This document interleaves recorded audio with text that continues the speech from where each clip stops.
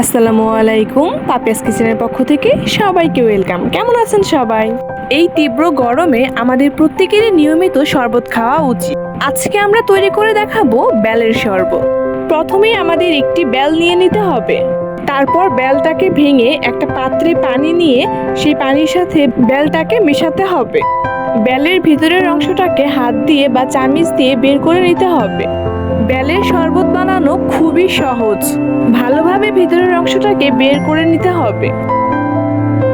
এবার বেলটাকে হাত দিয়ে পানির সাথে ভালোভাবে মিশিয়ে বেলের ভিতরের রসটাকে বের করে নিতে হবে।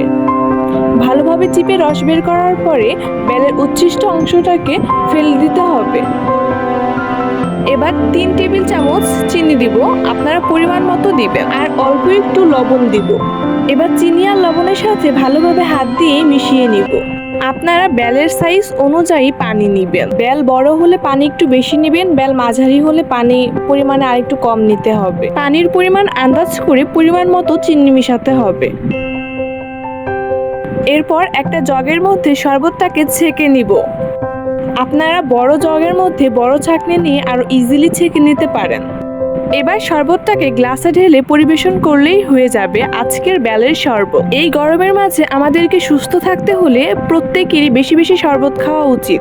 আমাদের ভিডিওটি ভালো লাগলে চ্যানেলটি সাবস্ক্রাইব করবেন ও লাইক, কমেন্ট, শেয়ার করবেন। ধন্যবাদ।